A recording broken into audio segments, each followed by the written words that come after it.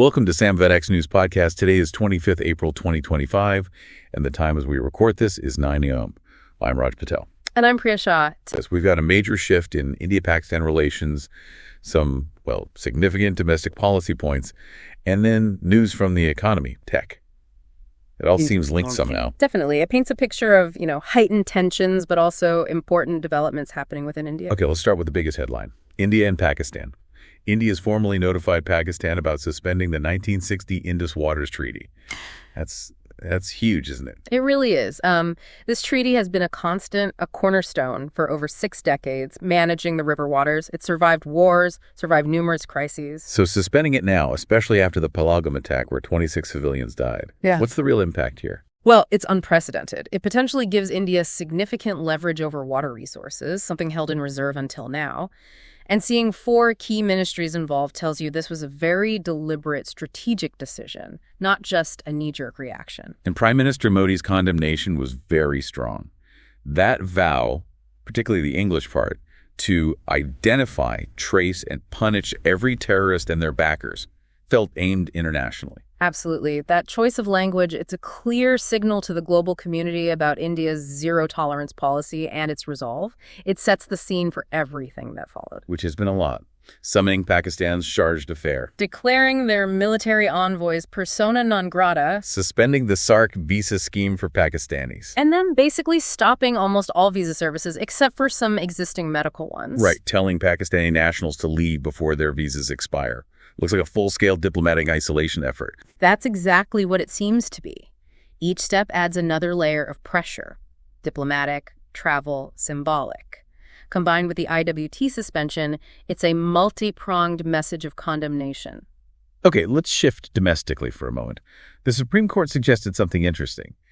Mandating a minimum vote percentage, even for unopposed candidates. Yes, it's about legitimacy, essentially. The court's asking the center to explore if just being unopposed is enough of a democratic mandate. So even without a rival, a candidate might need, say, 10% of the votes. Something like that.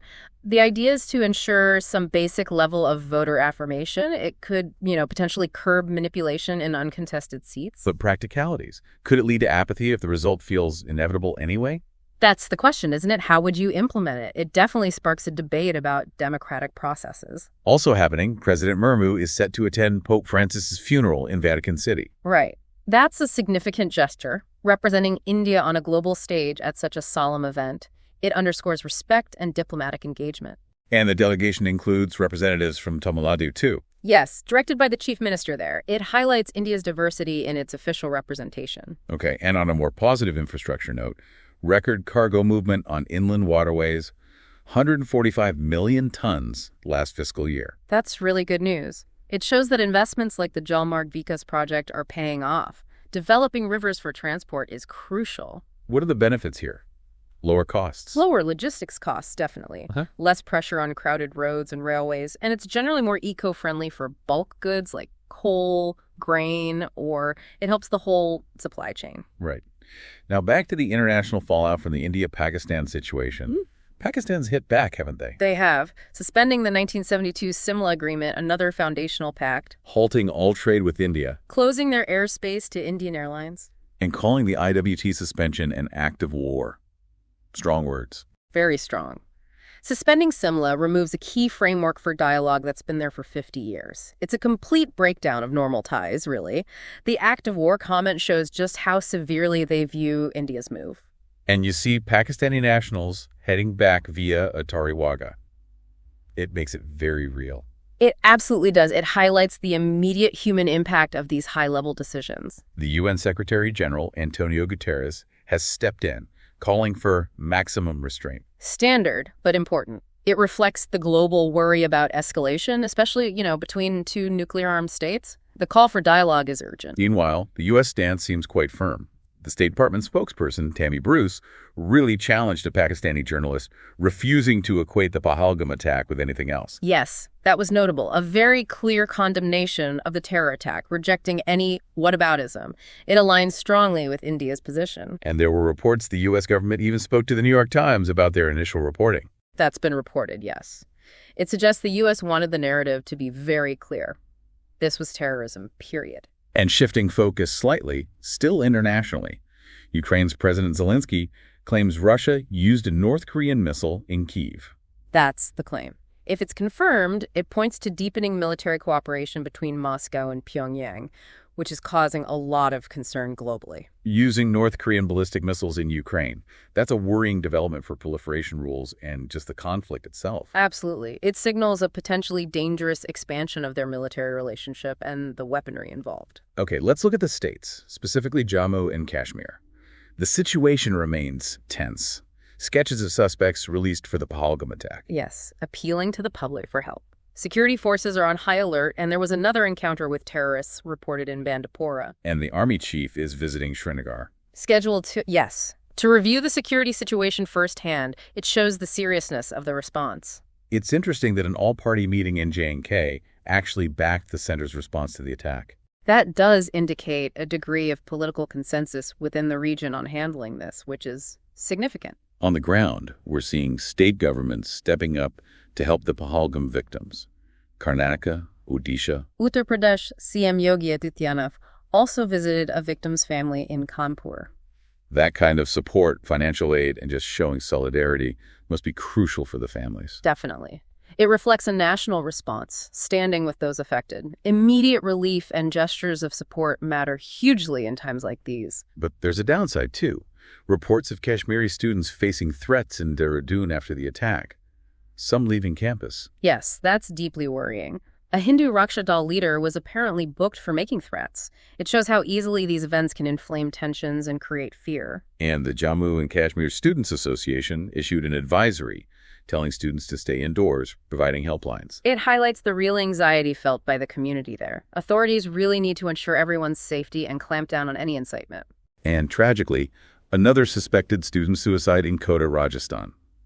A NEET aspirant. This just keeps happening. It's heartbreaking, a persistent, awful problem. The pressure on students in these coaching hubs, it raises fundamental questions about our education system and the mental health support available. We need more than just talk. Moving to sports. The IPL carried on amidst all this. RCB won at home. MI beat SRH. Cricket continues, yes. But significantly, the BCCI vice president confirmed no bilateral series with Pakistan. Right. Even if they play in multi-nation tournaments, direct India-Pakistan cricket is off the table. Shows how deep the political tensions run. It does. Politics and sports are clearly intertwined here. On a brighter note, Kanuru Humpy won the FID Women's Grand Prix in Tune. Oh, excellent. And Indy did well overall at the ISSF World Cup in Peru. Yes, third place overall. 7 medals, 2 gold, 4 silver, 1 bronze. Simranpreet Kaur Brar got silver in the women's 25-meter pistol. So success in other sports continues. Okay, quick look at tech news. Tech and Minera reported flat revenue growth for FY25. Deal delays, softer economy blamed. Yeah, it seems to reflect the wider caution in the global IT sector right now. Macroeconomic uncertainty is making clients hesitant, impacting even big players. But an interesting survey from Counterpoint Research. 74% of Indian smartphone users apparently want smaller devices. Isn't that fascinating? Goes against the big screen trend. People want pocketability, it seems, but without losing performance. Maybe an opportunity for manufacturers there. In business, the Indian markets ended their 7-day winning streak, closed lower yesterday. Geopolitical tensions cited. Makes sense. Markets hate uncertainty. The India-Pakistan escalation clearly made investors nervous, leading to profit booking, especially in financials. And the ED, the Enforcement Directorate, has been active. Yeah. BlueSmart co-founder Puneet Jaggi detained. Searches at Gensel Engineering. Yes, that suggests potential investigations into financial matters within the clean energy and EV space. Both are big players, so this could have ripples. Finally, frauds and scams. A UN ODC report warns about cybercrime networks expanding from East Asia into South Asia, including India. Using trafficked victims for online fraud, it's a grim picture of transnational crime evolving. And the Home Ministry is warning about digital arrest scams, fraudsters pretending to be officials. They try to extort money by claiming you're under investigation. It highlights the constant need for public awareness about these evolving online threats. These criminals are getting sophisticated. So, wrapping up, it's undeniably a complex picture. Geopolitics, security, the economy, tech. See you tomorrow. Don't forget to subscribe to SamvaadX News Podcast channel and hit that bell icon.